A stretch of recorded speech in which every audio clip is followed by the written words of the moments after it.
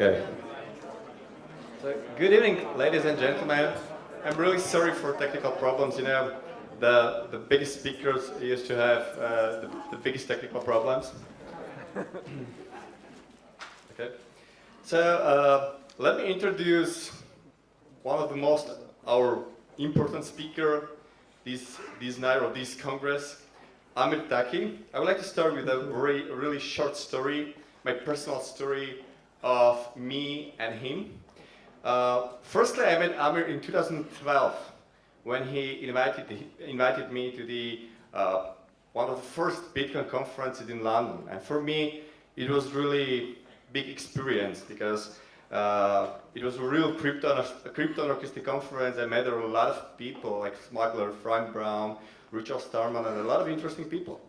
And then 1 year after, together with Amir, we decided to organize another big Bitcoin even in Vienna. And the name of this conference should be Unsystem. You know, the Unsystem. The Unsystem was invented. I really like this name Unsystem because it just means that we are trying to use crypto technologies to undermine the current system. But finally, we organized only quite small event in Bratislava, in Progress Bar, and it was called like Unsystem Bitcoin Conference. So quite small event, but very important from Bratislava. Anyway, one of the most impressive experience with you was when we were together in London, and you know the chair story. We were trying to move chair to the streets of London, and in that time I realized that something big is happening, and in that time I had a feeling that we are going to make a revolution, Bitcoin revolution, and it was very strong for me. So I'm really happy that Amir could come to this Congress. So Amir, welcome. Thank you.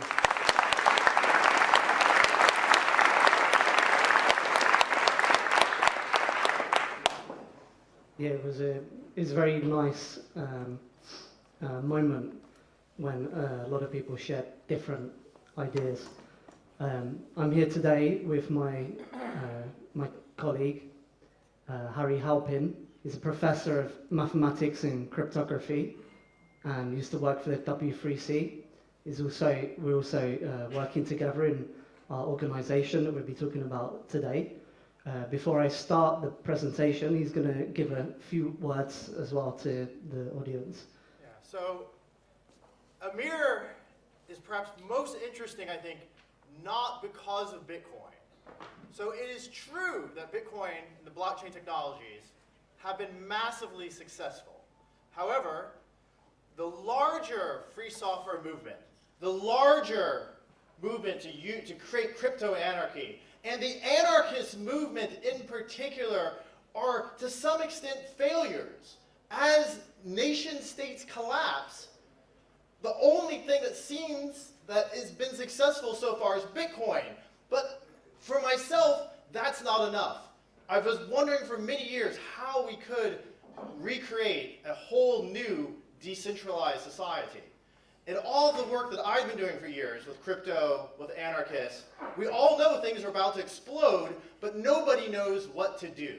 So I've been personally incredibly inspired by the events going on in Rojava in Syria, where it's not just about transforming the financial system, but transforming an entire society and then an entire world. But what's been missing is no one from our social circles, no one I knew had actually been there, had actually experienced not just a technical revolution, but an entire social revolution that touched every aspect of life.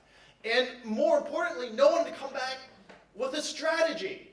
Instead, just photos of dying people or warfare. But what's needed is a strategy that can be implemented today that stretches from free software into larger society, into the entire world. And I'm very proud to say that I believe Amir has done a remarkable philosophical and political synthesis, going back to the foundations of the history of computing to today, and I believe it's the one way forward that we have to restart our movement to change the fucking world. So, Amir. Thank you for the good words.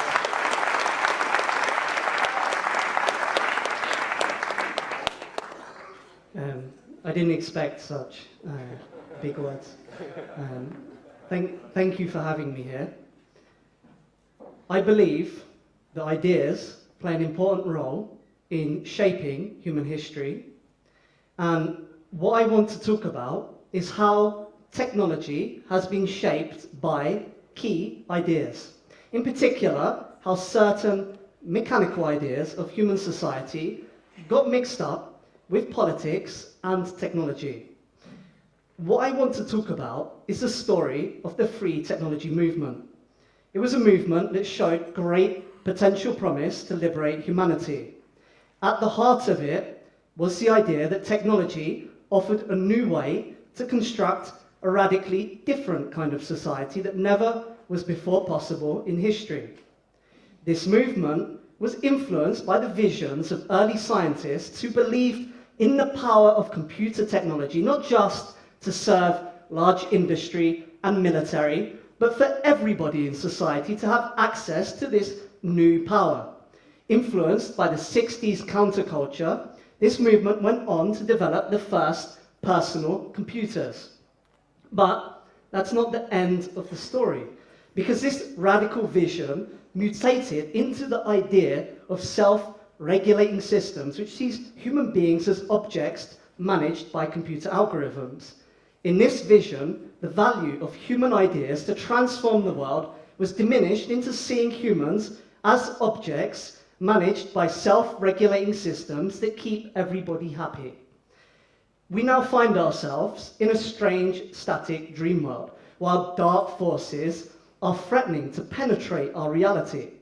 And all the dreams of the techno-utopists have played a role in creating this fake virtual world in which human beings driven by desire, devoid of all sense of higher purpose, become slaves to algorithms and vast computer intelligences. What is interesting about this story is that we now find ourselves at the end point of a movement that originally showed great promise and potential to transform the world, but we're faced with the complexity of trying to understand the world, instead chose to withdraw from it, with no idea about where to go next. Facing our growing irrelevance as hackers, our group is here to revitalize the free technology movement and put forward our vision to restore back the potential of technology to transform human society. We will train the next generation of revolutionary hackers, hackers dedicated to using technology to shape future society. Throughout this speech, I will reference a place called Rojava. It is an autonomous region in North Syria following the anarchist philosophy called democratic confederalism. The population of Rojava is roughly 5 million people. It is the most important global development since the collapse of the Twin Towers.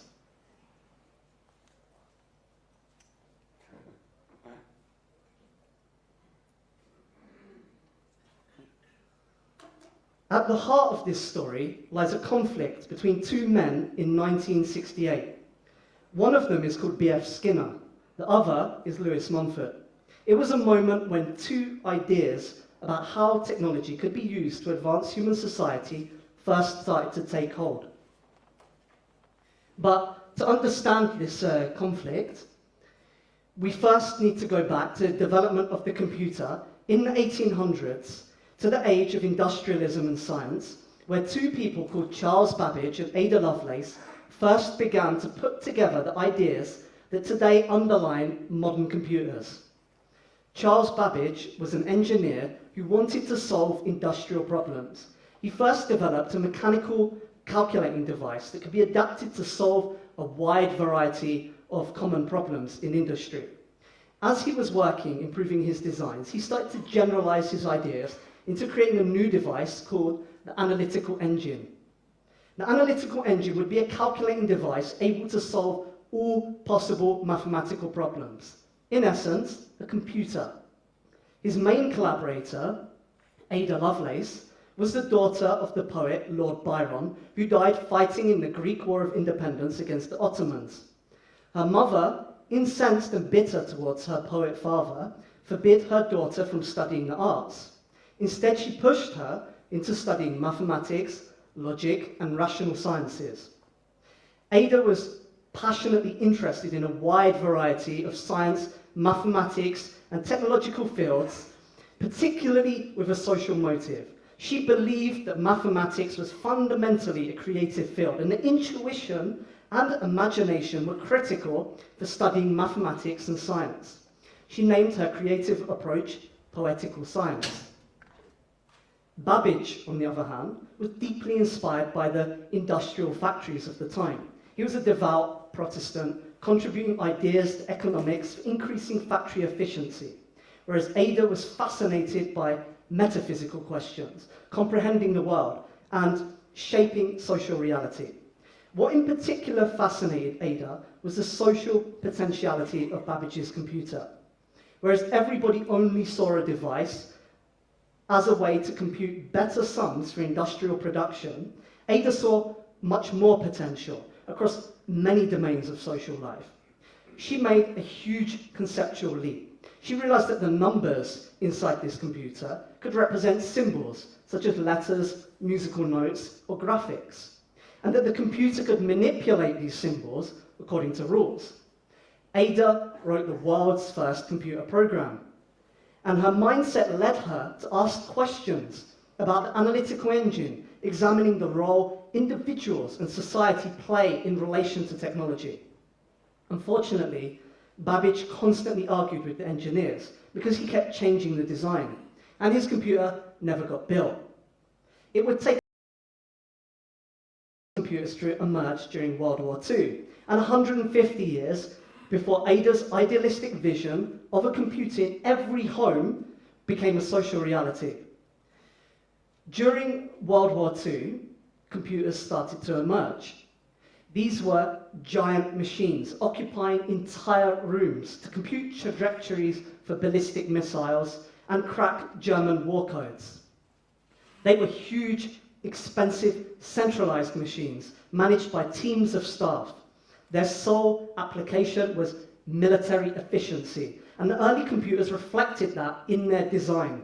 Even as they were adapted by industry, they remained highly centralized under bureaucratic control. One of those early scientists working on computers was Donald Mickey, a colleague of Alan Turing, who is known as the father of computer science and artificial intelligence. Donald Mickey worked to construct machines to break German code ciphers during World War II. After the war, Donald Mickey went on to work in a new emerging field of AI, which was showing tremendous potential to reshape human society. At the same time, the field of AI was heavily influenced by Turing's thoughts, Donald Mickey's former colleague. His colleague Alan Turing was socially withdrawn and had tried to make sense of the human mind through mathematics. That led him to search for mechanical models that explained human thought.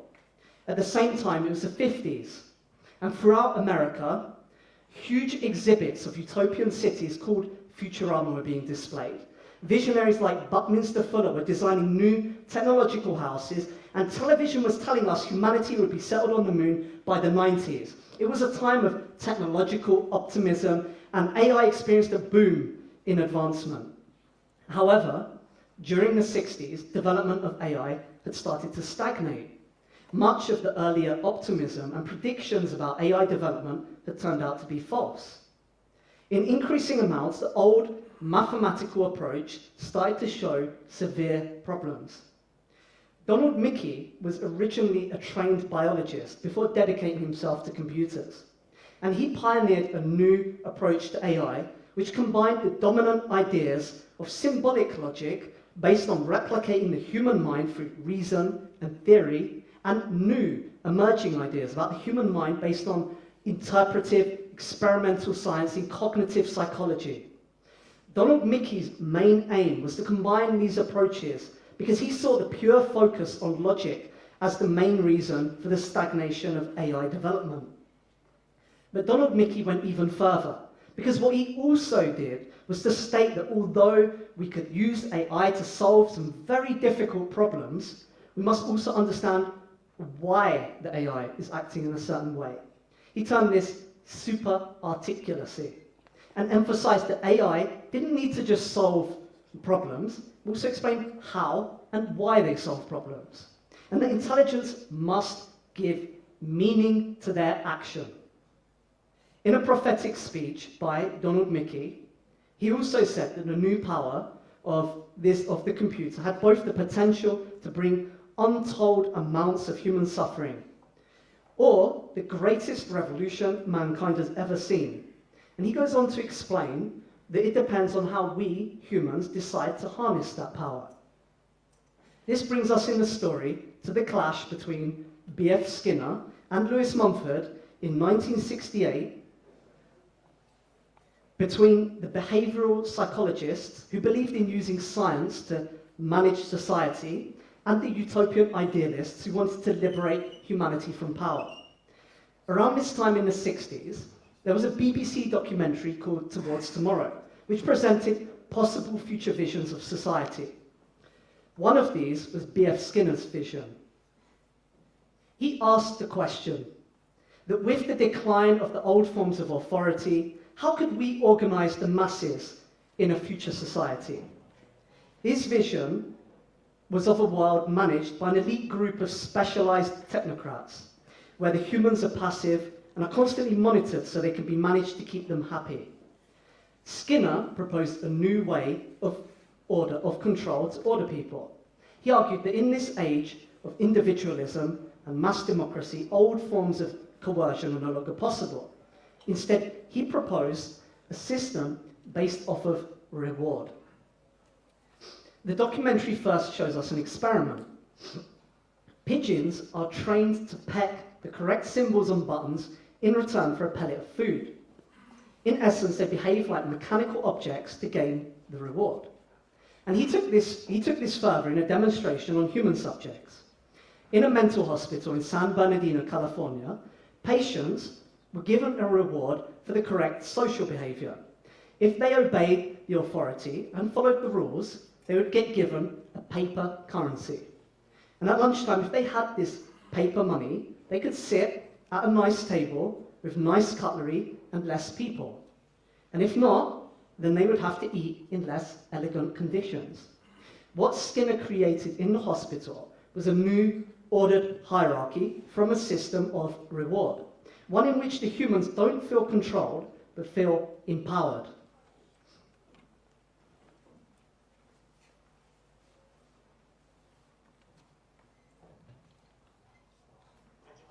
Where's the sound?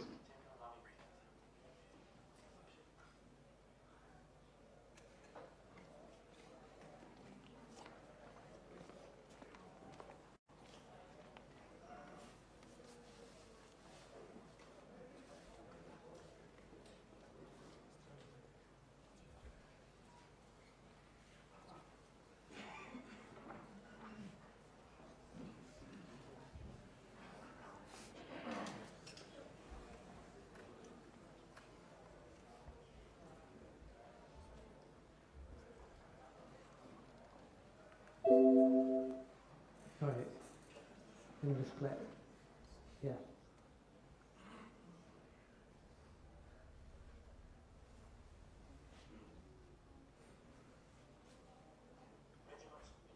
Why is there no sound?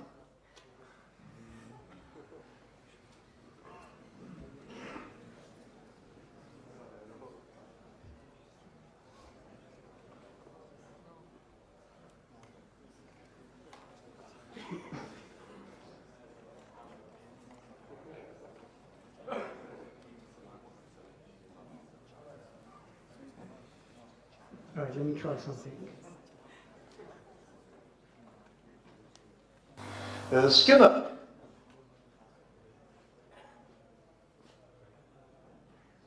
Refresh.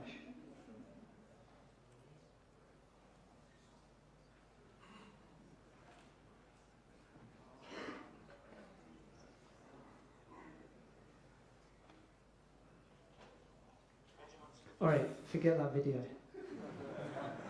We'll do the next one. No, it's all right. Stop messing around.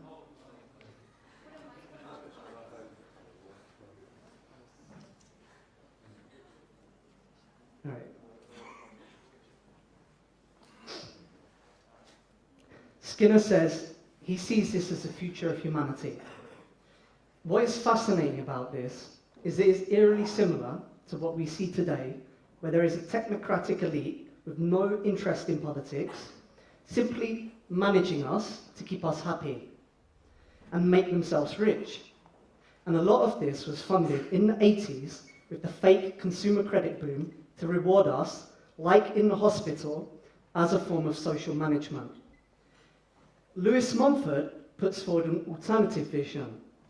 In this video, he first criticizes Skinner and then puts forward an alternative vision where we are all active participants in a society deciding our destiny.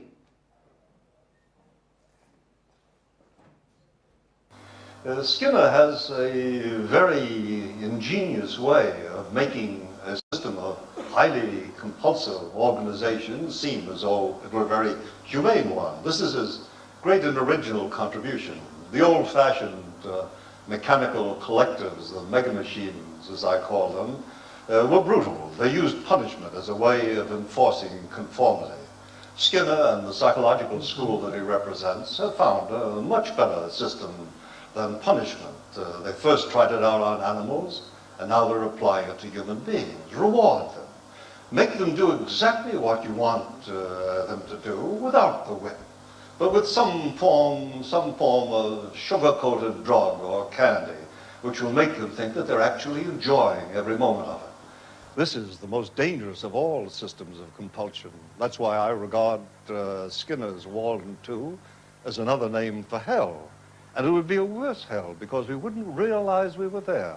We would imagine that we're still in heaven. Most of the reactions that have taken place in art, including those that come under the head of the beatniks and the hippies, have some underlying sense in the reaction itself. But the remedy is part of the disease. The remedy, in fact, makes it easier for the institutions that now have their hold upon us to be even more compulsive and even more effective than ever before. If we don't care, if we drop out, if we lose ourselves in insane fantasy of some kind, whether a natural fantasy of the neurotic or the chemically induced fantasy of someone who takes drugs, we lose our possibility of restoring our own autonomy, of taking charge of our life, because this requires greater energy, greater effort than that which is required to live through the daily life of a machine worker. We have to become fully activated human beings, every part of us, tremendously alive and ready to take charge. And this can't be done by people who are in escape, people who are who form the habit of total rejection. We must know what we want, not just what we don't want.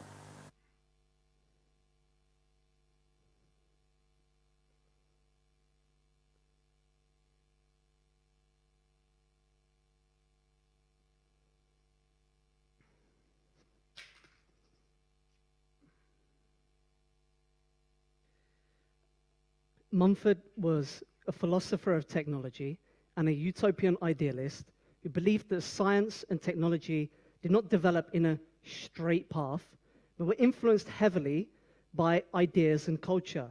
He wrote books comparing symbolism in modern technological inventions with ancient monuments to examine how these ideas from the ancient world were tightly woven into the DNA of modern science and technology. Mumford proposed that we had to use technology to develop a new free society, which restored back the autonomy to human beings lost by what he termed the mega machine. He called for a study of technology to free humanity and create an organic modernity, which he termed polytechnics. At the same time, during the 60s, the hacker movement was being birthed. Computers were still large, centralized machines controlled by a bureaucracy, but they had begun to move away from the military and into the hands of industry. In this environment, emerged small groups of people who believed that this new power had the potential to advance humanity, and they became obsessed with gaining the fruit of this knowledge. Many of them got low-level jobs near computers as technicians or even janitors, where they were able to gain access to these instruments of power and become familiar with their inner workings. They would wait for missed or late appointments for people to use these computers, and they would jump on the machines to gain access to them in those spare moments. This community wrote its own software and shared the code and knowledge with each other in person. Slowly, in their garages, homes, and universities, they began to develop their own computer hardware, which led to the development of the first personal computers. This was a collaborative, idealistic community that really believed they could use computer technology to change the world and improve humanity. They are the reason why today we have computers, laptops, and telephones. As the potential of the new computers became apparent, investment companies saw an opportunity, and huge amounts of capital started to flow into this previously marginalized community of hackers. As new business ventures were formed, the culture of this community completely transformed. Whereas before, values of collaboration, knowledge sharing, and idealism were central, the new companies instead sought efficiency, profit, and growth. This was an important step for developing the personal computer into a usable product. But in the process, something very important was being lost. Before, hackers would share code and work to empower humanity, whereas the new technology companies started to close technology off into their own personal silos, restricting access to the code and refusing to share knowledge with other groups. In their rush towards money, the hackers lost sight of what gave them strength as a community. But not all the hackers went along with the changes. One young hacker called Richard Stallman resented what he saw happening to the hacker community. Here, in this video, he explains his background and philosophy.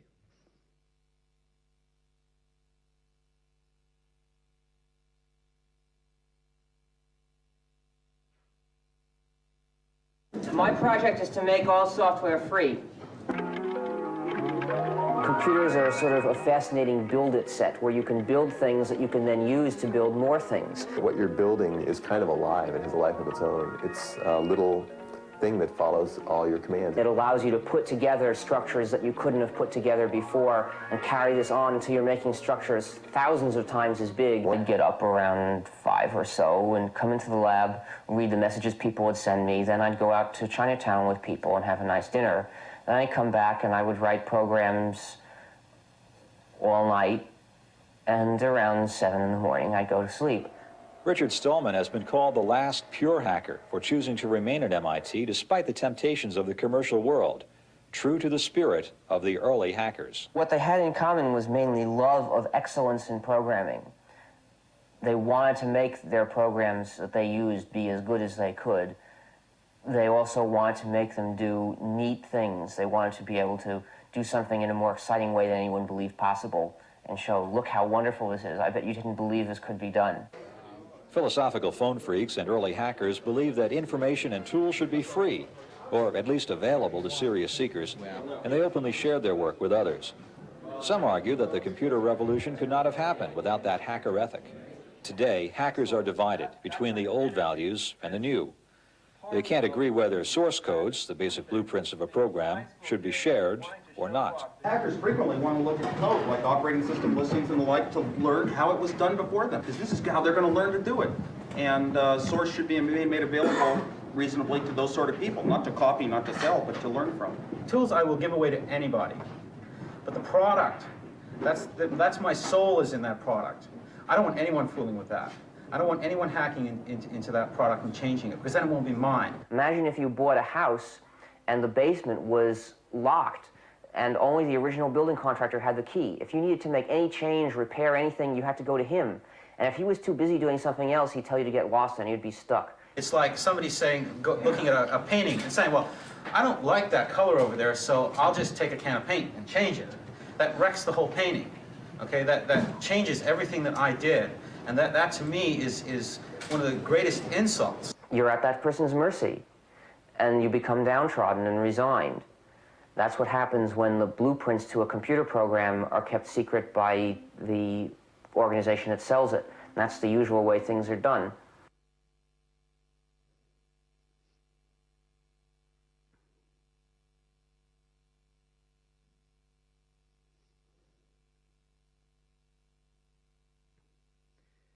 Stallman set an ambitious aim for the hackers: to create a new free operating system, not owned by any company or organization, instead freely available to everybody.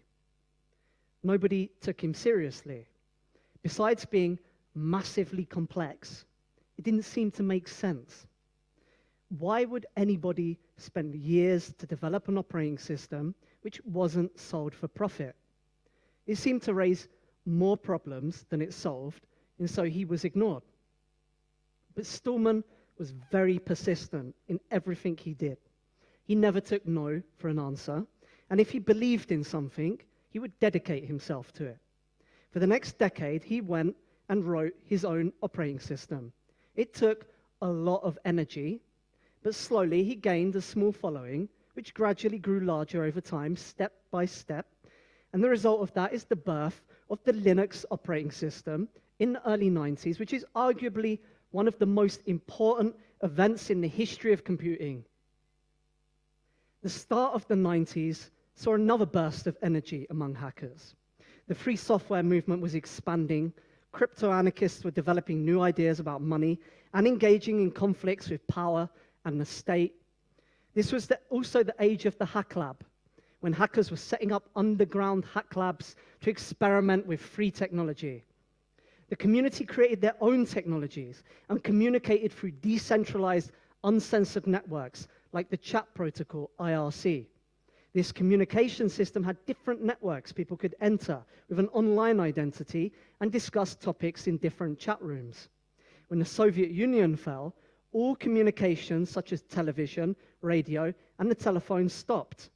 But through IRC, hackers inside Moscow were able to communicate events to the rest of the world. Meanwhile, the ideas of Lewis Mumford had started to grow into their own bodies of ideas. One of the people influenced by these new ideas was the leader of a guerrilla organization fighting the Turkish state called Abdullah Öcalan. His group, the PKK, had started an armed campaign in 1984 for Kurdish rights as a nationalistic communist group. But as he and others in the organization started to see the horror that was unleashed as tens of thousands of people were killed on both sides, there began a movement towards demands for cultural rights and democratization of the centralized Turkish state. In 1999, Öcalan was captured and imprisoned as a sole prisoner on an island in Turkey, guarded by over 1,000 soldiers, where he remains to this day. While there, he began to study many authors and pieced together a new theory of anarchism called democratic confederalism. One of these authors that heavily influenced Öcalan was Muray Bookchin, who based his ideas off Lewis Mumford and his writings on technology.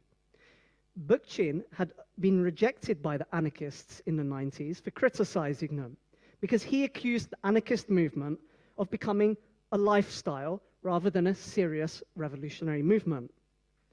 Here is Bookchin talking about why communism failed.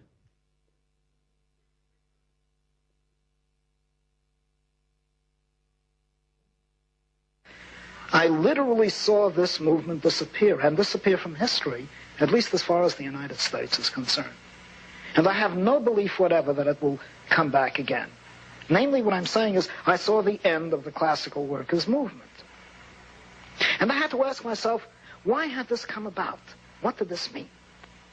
And the conclusion I came to is this, that the workers' movement never really had a revolutionary potential. That the factories, and I had worked in factories for 10 years, and had worked in factories partly as a labor organizer in the old CIO, before it united with the AFFL, when it was still in a very militant, stage of its development. That this workers' movement had never really had the revolutionary potentialities that Marx attributed to it.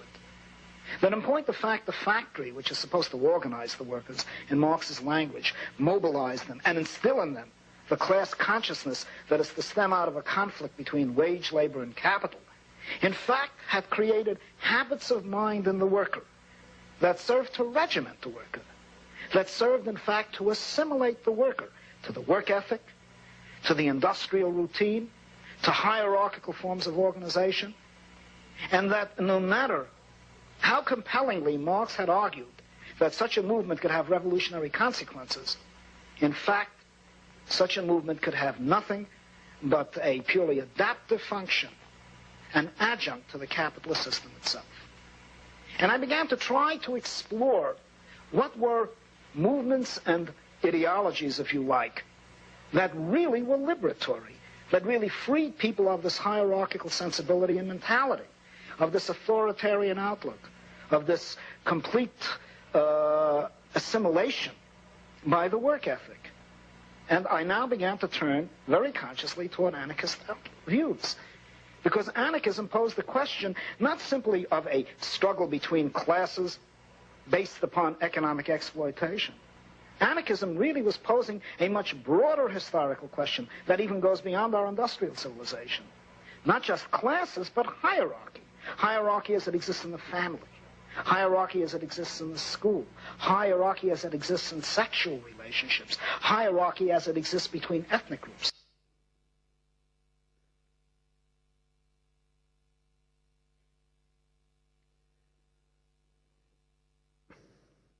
Öcalan advanced his ideology of democratic confederalism, which is a big step forwards for the anarchist movement.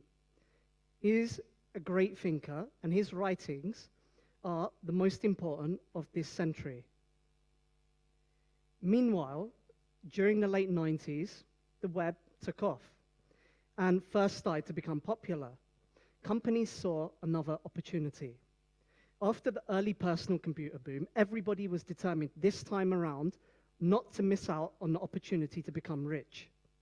But there was very little understanding about what the web actually was, or even how companies could make money from it. And the dot-com boom became the dot-com bubble as business venture after business venture went bankrupt.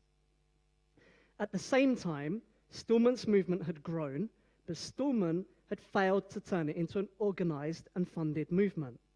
While his ideas inspired many to devote themselves to the cause, there was no organized structure to facilitate the growing movement. A new group of people emerged that attempted a coup on Stallman's free software movement. Keen to attract business interests and present themselves as the clean face of the hacker movement, they started a rigorous branding campaign, renaming free software to open source. They made dubious claims that open source code had actual business benefits, such as being better quality and cheaper, that it wasn't a question of ethics and values, but a simple business equation.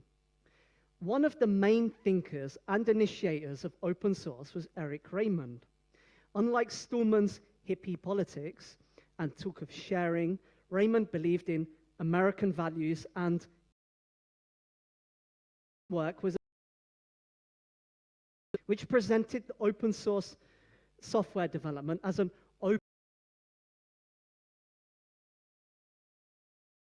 a personal itch, to explain that programmers worked on open source not because they wanted to solve a personal problem they experienced. Raymond is also well known for the phrase, "Given enough eyes, all bugs are shallow." The argument basically goes like this. When you have thousands of people participating in software projects, all contributing a small amount of time, then it becomes inevitable that bugs will be discovered and fixed.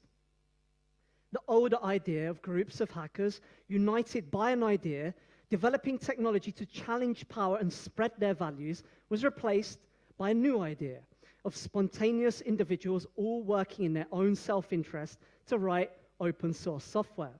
It was the idea that we could create decentralized networks of rational, self-motivated individuals, free from any constraints of power outside of politics. what ended up happening is that the hacker movement submitted to the same power complex of the system it originally aimed to fight against, and it lost the power it once had to use technology to shape the world. Post-2000, with the collapse of the Twin Towers, resource conflicts, and Islamic terrorism, the technology world, rather than directly confronting politics and power, instead preferred to withdraw into constructing dream worlds. The technology world became driven by the idea of individuals spontaneously pursuing their own personal interests, rather than groups of people driven through a shared vision and a sense of ambition. And what happened is that we allowed our legacy to be absorbed by the state and into serving power. In this new world we created, anybody could be whoever they wanted to be, free from power. But in actual fact, what we had created was an illusion that allowed power to cloak itself with technology, making reality less tangible for people to grasp. It had first begun in the 90s with a lawyer named Peter Thiel. He had lost money when the dot-com bubble burst and was determined for it not to happen again. Peter Thiel started to build a software company to build a cryptographic payment system called Confinity. It was influenced by earlier ideas that had existed on the internet, originally developed by the crypto-anarchists, and it made Thiel into a billionaire. This product would later be renamed PayPal. However, Thiel became a heroic figure in Silicon Valley, and he liked to present himself as a libertarian hero from an Ayn Rand novel. He funded seasteading institutes and libertarian think tanks with his wealth. He became a sought-out thinker by heads of industry and won multiple awards. However, beneath Thiel's veneer is a deep cynicism and distrust of ethics. In 2015, a document released was providing advanced analysis and networking infrastructure for US intelligence services. As TechCrunch explained, the US spy agencies also employed Palantir to connect databases across departments. Before this, most of the databases used by the CIA and FBI were siloed, forcing users to search each database individually. Now everything is linked together using Palantir. When Mark Zuckerberg, inspired by IRC and other social networks, started to build Facebook to connect people, Peter Thiel was there from the beginning as the main investor guiding the project.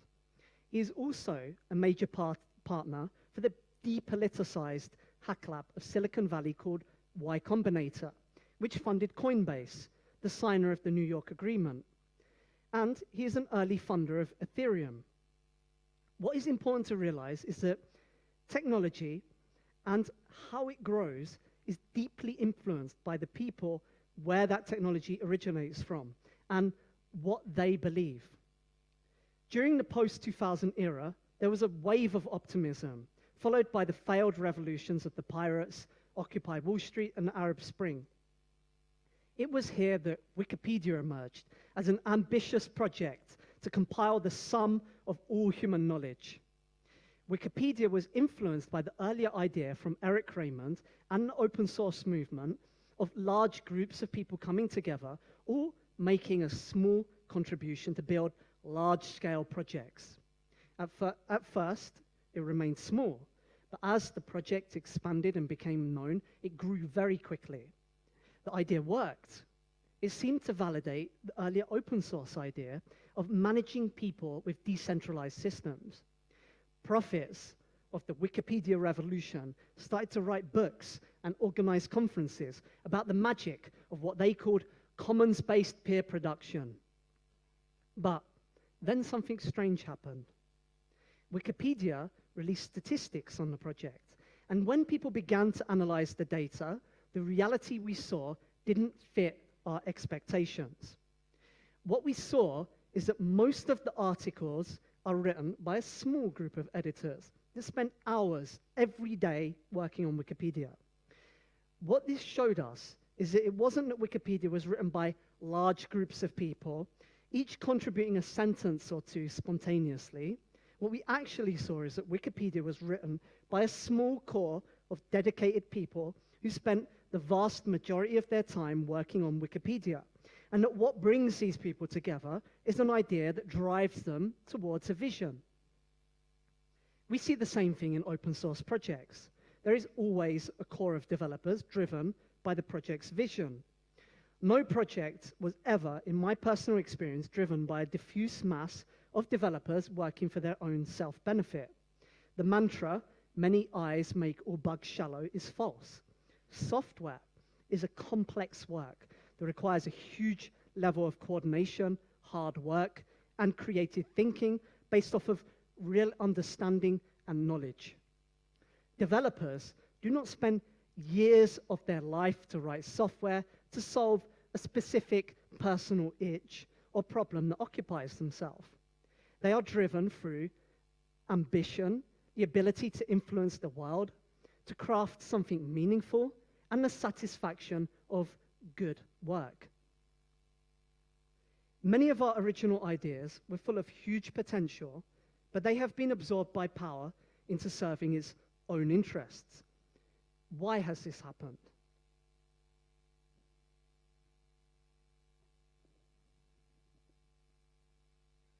What is important to know is that what drove these projects was not a new technique or feature. It was groups of people driven by a vision, exploring new ideas and possibilities to try and realize it. Bitcoin itself has a long history going back to the roots of the crypto-anarchist movement as a political invention. So it is clear that our movement needs new ideas that can bring people together towards a vision. But we must not limit ourselves to technology and become fixated on creating products to fill the spaces in the environment around us.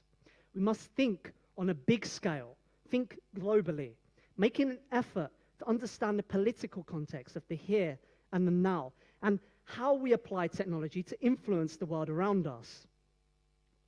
Our organization is a group of revolutionary hackers focused on the global struggle for revolution for a libertarian society, what we call the democratic nation. We are a part of the emerging democratic confederalist movement.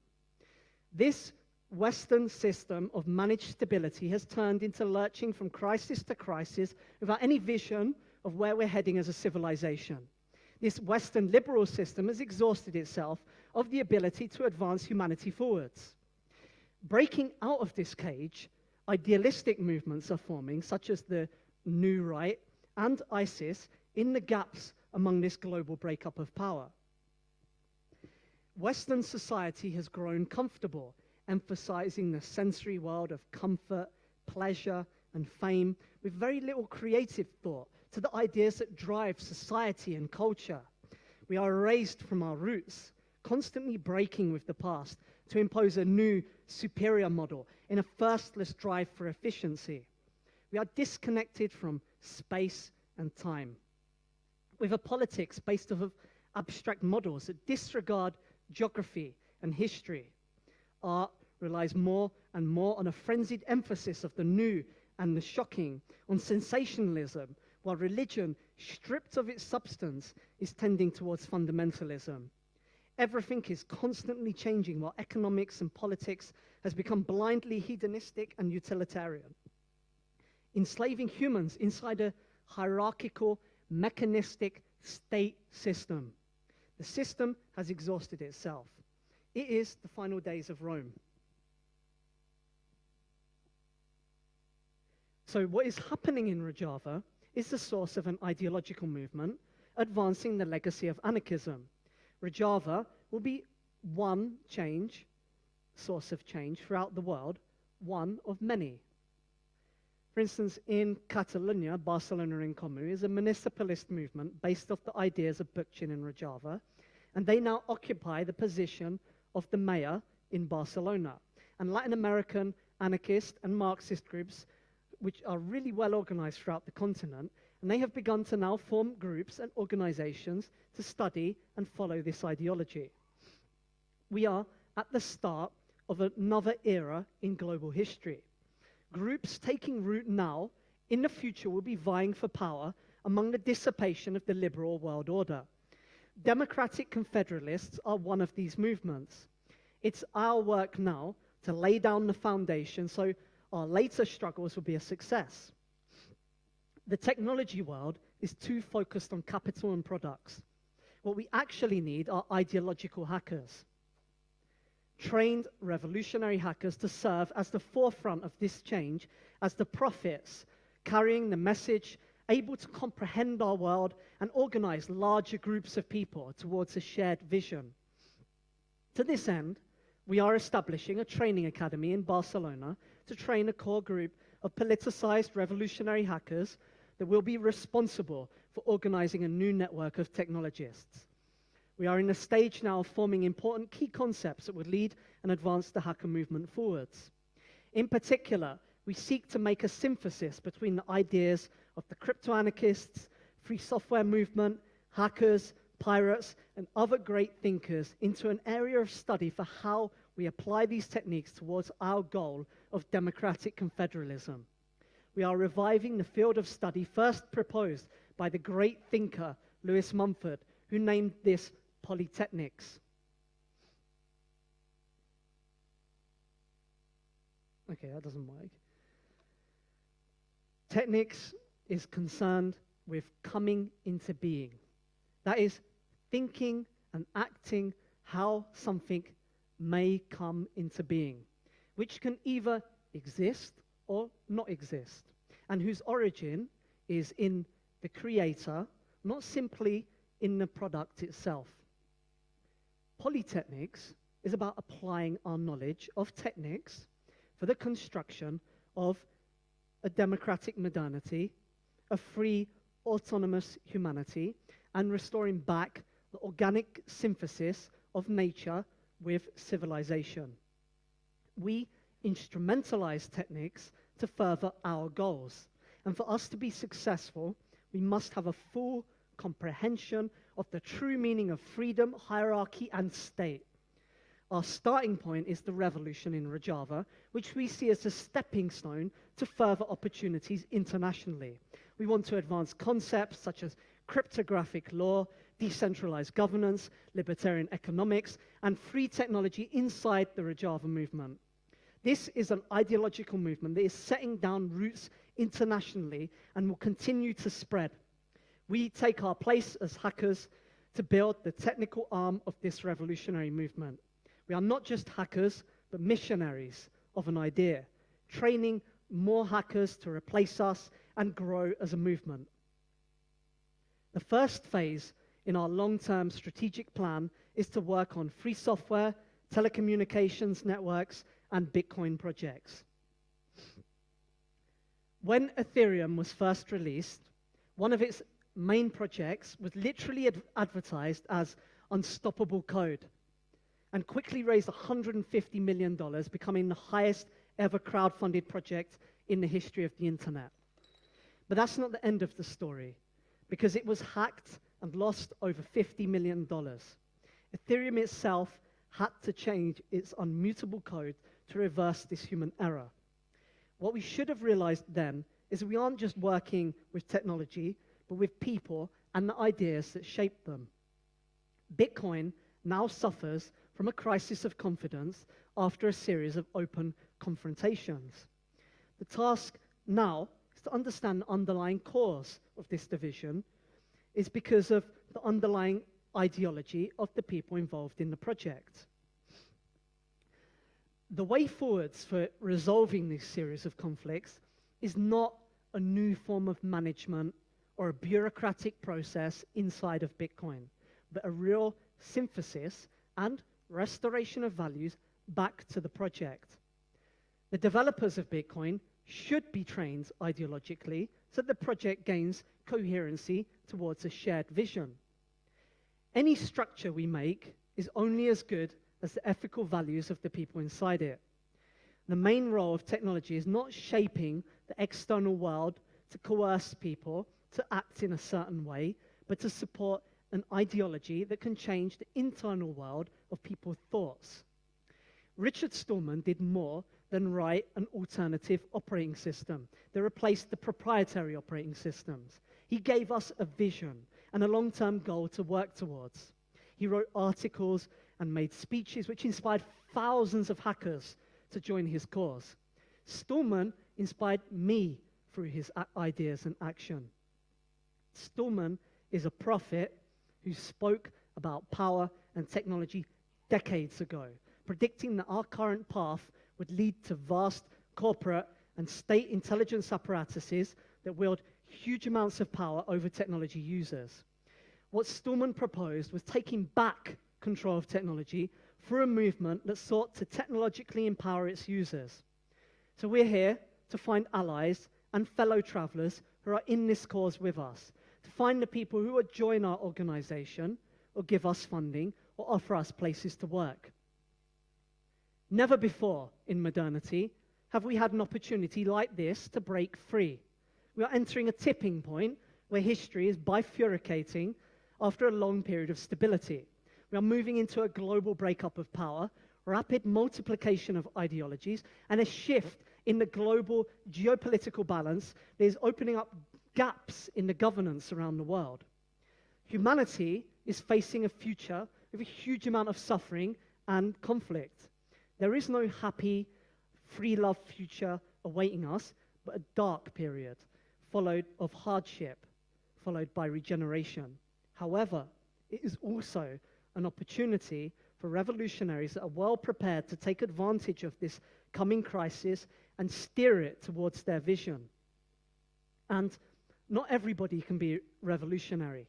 It takes commitment, sacrifice, discipline, and dedicating yourself to a cause beyond yourself.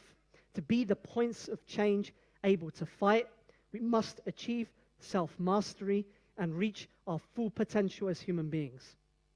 Very few people have that courage and ability to give up everything and pursue history. But those that come with us now, in these early days, will reach their destiny. Every human being has a divine purpose, but you choose whether to walk this path or not. Whether you strive to reach your goal and grab it, or to remain down on earth, chasing the things that distract you from your path. Hackers have withdrawn into a bubble and separated themselves from the real problems of this world. We are playing a game with the system. Just look at some of the topics in this conference. They are more about comfort and self-indulgence rather than changing the world and influencing global politics. Hackers used to shape the world. We were powerful. We were a force that exerted our will on the world.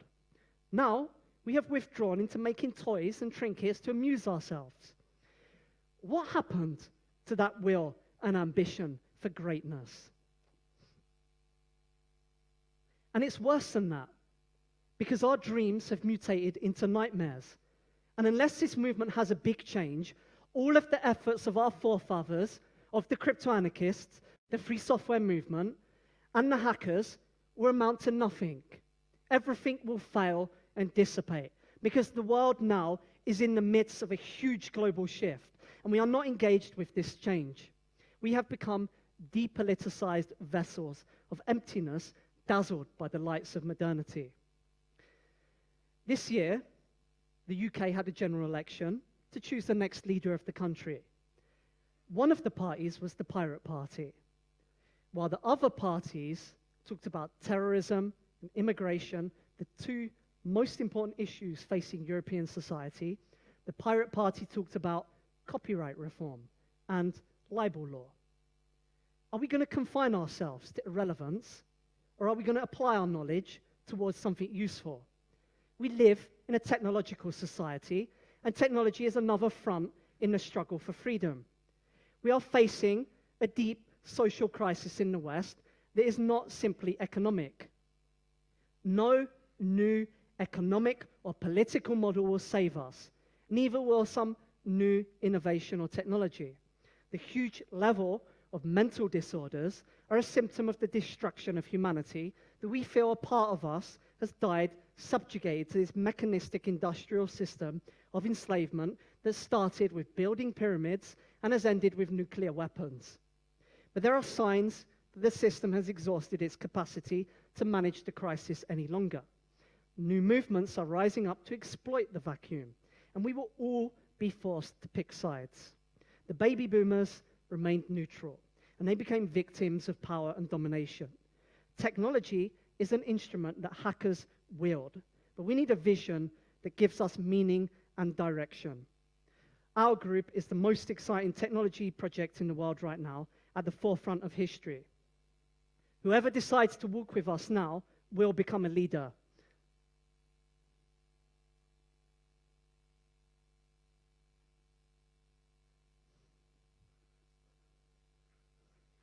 No, you guys do it over there. This way. Oh, no, other way. Freedom, techniques, anarchy. Freedom, techniques, anarchy. Freedom, techniques, anarchy. Freedom, techniques, anarchy.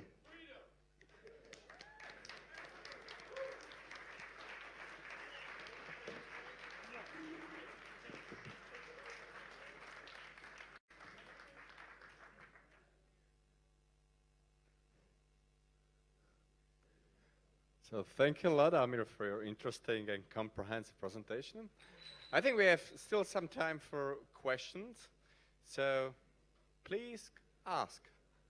Okay. All right, we'll do this after.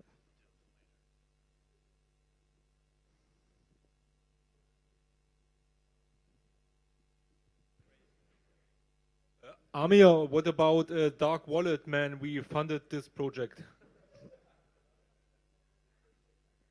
So, you know, I was talking with Peter Todd, and he said to me that all of the anonymity technologies in Dark Wallet have been superseded by new technologies inside Bitcoin.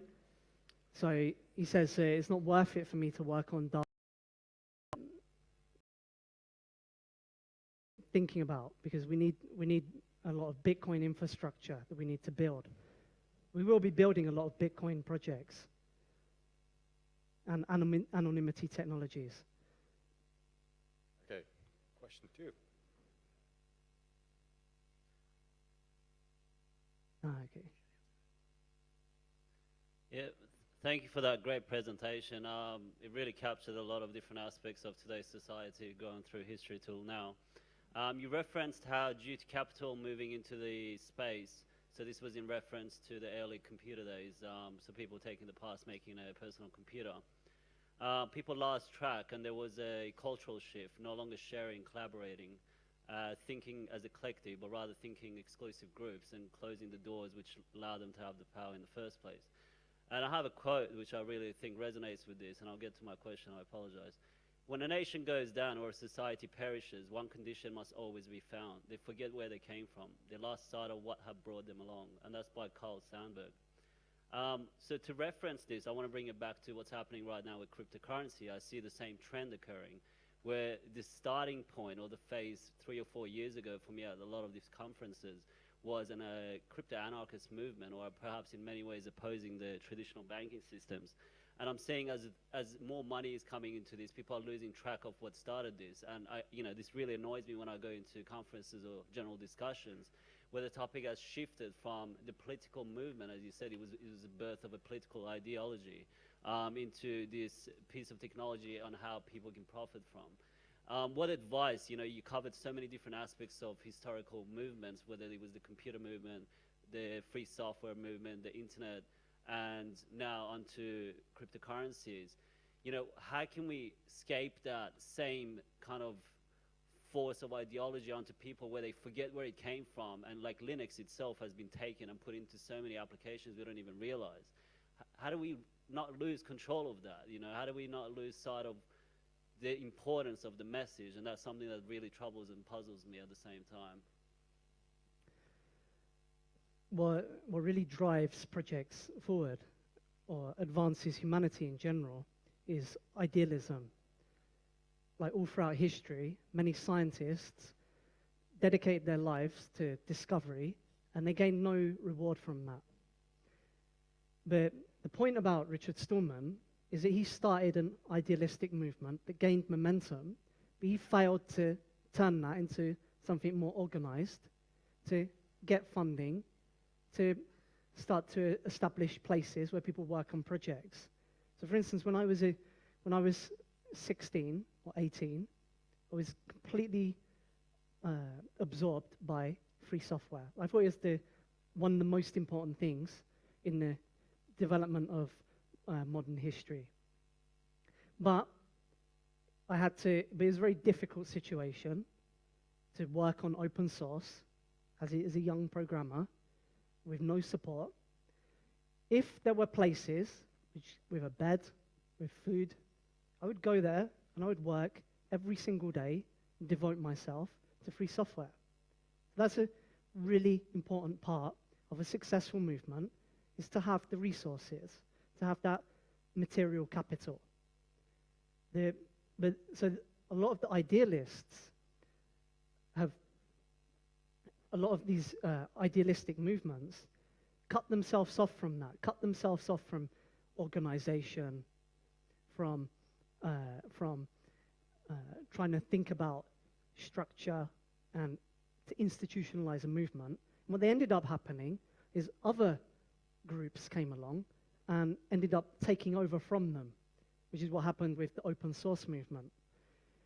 However, these movements, when they come and they're just purely concerned with profit, with extracting wealth from the real value that's created underlying by the technology, by the innovation, what happens is that the movement loses its original goals, its original meaning, and ends up to dissipate, which is now something that we see happening in Bitcoin, for instance.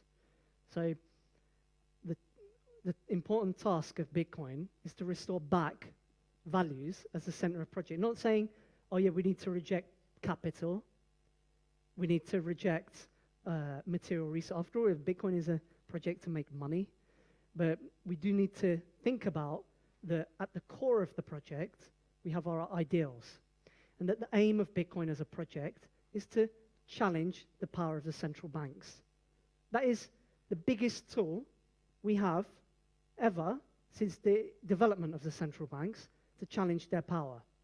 That's a really important piece of technology. If we don't apply it in that way, we go, oh, yes, for cheaper transactions or for making smart contracts between my friends, without losing the focus, what is the actual core aim of this project? Then what do we end up doing? We end up just developing objects to fill the spaces around us, to make ourselves more comfortable. That's not actually changing the world. On the ground in Rojava, what kind of work are you doing exactly? Like if in Barcelona, what kind of, are you teaching people technical stuff, or is it ideological, or what are you looking for? Yeah, I need skilled hackers that we train with do skills training on all different topics to create a well-rounded human being that is ready to go wherever is needed to work on all different projects, to be the points that can organize larger networks of people. But that's not something, I think a lot of problems I've seen in, for instance, hacker spaces or anarchist places, people come and go, there's no real commitment, there's no real dedication. So not everybody can do that. Some people have family, some people just don't want to. But we have to be more selective about the people that we build the base of our movements around. And I think one interesting question that I think is sort of being suggested is, what could the possible role of Bitcoin be in these revolutionary situations? So obviously, destroying the power of fiat currency in the central banks is of utmost necessity. Also, in places like Syria and in Europe before World War II, one of the most dangerous things that could happen was massive state-sponsored hyperinflation, right? Before Nazi Germany and now in Syria, there is massive inflation. Imagine what it would be not just to use Bitcoin as some sort of get-rich-quick scheme token, but imagine what it could be to actually move an entire society into a decentralized, non-inflationary cryptocurrency. That's a project which is, I think, just as ambitious and ultimately just as valuable as many of the other projects here. And I would even say more so. But who's working on it? Very few people. I've got this one.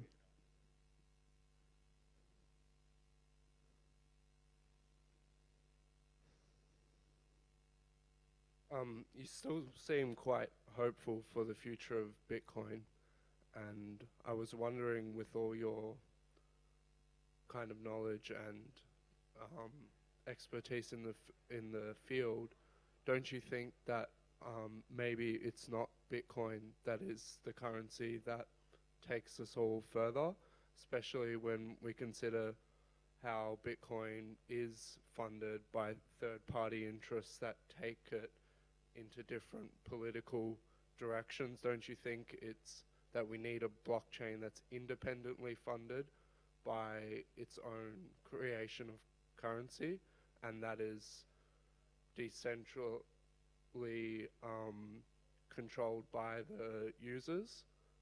And have you looked into other currencies such as Decred that have voting capabilities from the users and independent funding? I'm not the prophet that's going to come to you and say, yeah, Bitcoin, it's going to explode and it's going to take over the world and it's inevitable change. We just need to wait and twiddle our hands and Bitcoin will take over the universe. It's not a given thing that Bitcoin is going to grow and it's going to become preeminent and take over the world. It's something we have to work towards making happening. However, Bitcoin show huge amounts of potential as an instrument that we can use to challenge power. We all know that this financial system of enslavement work through a system of central banks that literally have a number in a computer that people work their whole lives to get some amount of that currency, which is completely abstract. People work every single day in jobs they completely hate to earn currency, which is just a fiction. This is how this system of enslavement, one of the central tools that the state uses for conscripting vast amounts of human labor into a gigantic machine with a military arm, with a extractive resource arm, and a really sinister form of exploitation and power that psychologically degrade the society. So Bitcoin is a really powerful weapon that we can use against that. I'm not saying that there aren't things that can be improved with Bitcoin, things that we can do better, but I really haven't seen any dramatic, vast improvement over Bitcoin. But what Bitcoin does have is a huge community behind it, a huge amount of brain power to solve problems that exist in Bitcoin, a huge amount of capital. So I don't think it's a successful strategy that Bitcoin is just a tiny currency, barely significant in the world, that we're going to split ourselves off into all different projects. Bitcoin, the most important thing now we can do is to support Bitcoin, to challenge the power of central banks, to create our own decentralized currency. Bitcoin is not the final evolution in our financial development, but it's a step away from the state and ordered hierarchical systems of relations. But there are problems inside Bitcoin as well. Bitcoin is a social system, and we have to recognize that. It's not a perfect, abstract thing that just exists outside of time and space. Hello. So thank you for your presentation. So you are speaking really a lot about Bitcoin, but you know, if I just remember when I was young, anarchist and all that, you are going to speak with the people, trying to explain them the system, how it is working, the thinkers and all that. But the main issue it is really, and what does bring me to be interested in blockchain, it was really about the decentralized autonomous organization. Because the main idea, if you see the Spanish Revolution, if you see what happens in Ukraine with Magnovista, it was how you are going to organize the groups, how you are going to organize the exchange out of the system. If you are really thinking about building another system, how you are going to give the right of the vote to the people to organize the system. So of course the currency is an issue, but the really thing important is how you involve people in the system, how you make them products in the system, create it, to defend it, and to find the real value in this new system, and to change the exchange, how the exchange is coming. And then after maybe a second point very quickly, a second anarchist critic, if I can say that, there was this very famous Polonese anarchist writer, Majewski, who wrote about the socialism of the intellectual. His critics at the end of the 19th, beginning of the 20s, was that Marxism was in fact built by Marx, by other people, and was taken by the aristocracy of the workers. You know, even Marx was speaking about the Lumpen proletariat, that these people are very dangerous, that's not the good one. And when you are speaking about anarchy and about developers, you are not thinking that maybe you are created this new higher class in that can make All right, I know what you're saying, yeah. First of all, you keep talking about rights. Rights is a liberal concept. It is a form of domination exerted over people. You talk about structure. You're thinking about models.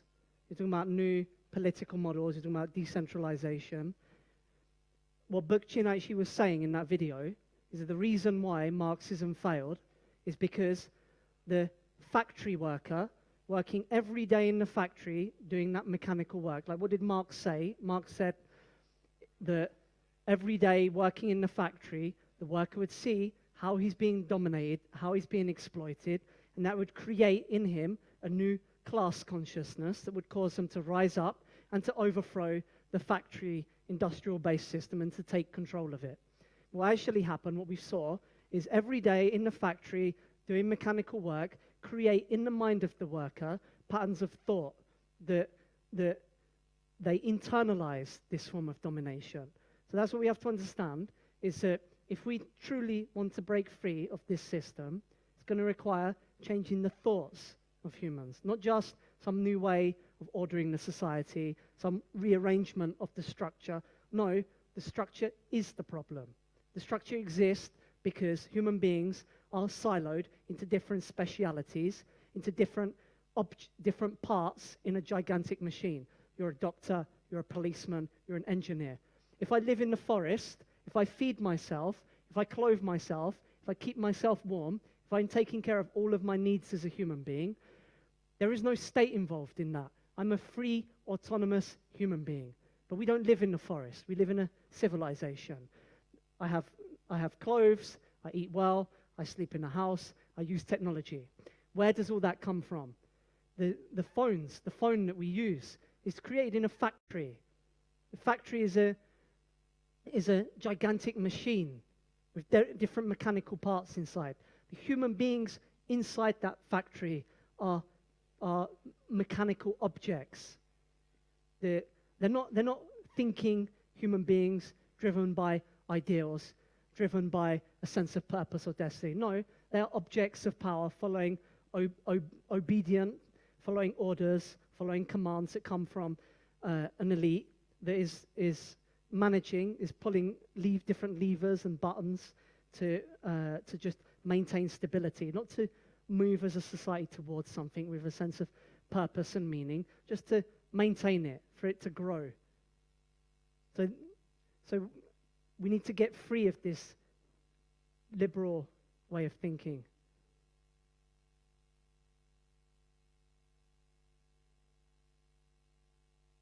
Mm-hmm.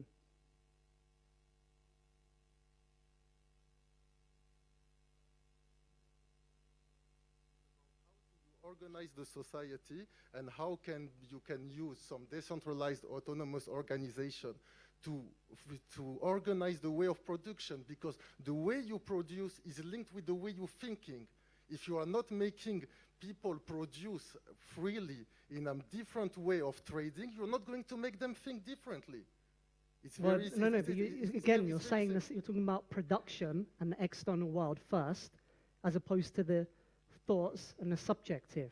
We need to teach people philosophy, mythology, history, sociology.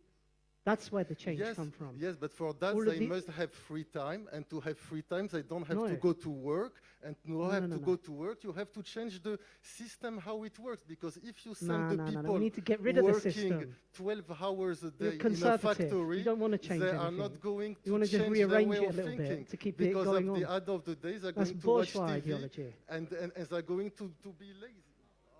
Okay. Okay. Anyway, some people are leaving. I think we can continue in this discussion, but I have two important information for you before you leave.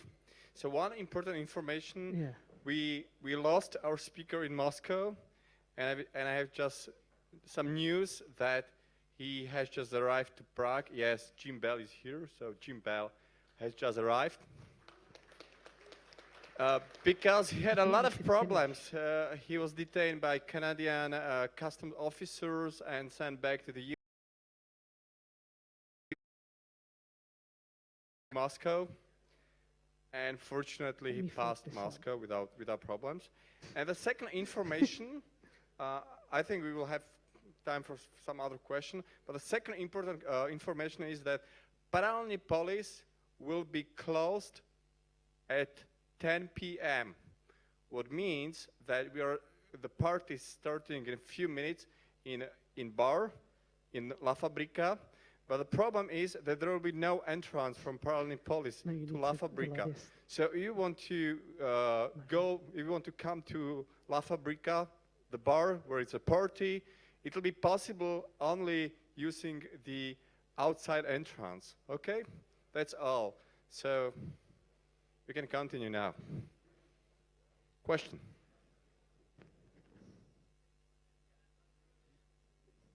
Okay. If I still have time for one, actually two questions. Okay. First, thanks for the presentation and all the hard work that you've been doing. I really admire that. And actually, my first question is how, as a social scientist, I could contribute to this. I don't have any hacking skills, but maybe I could do something else. Now, the second one is not as much a question, but something to consider. That can we just talk in person because there's too many things going on.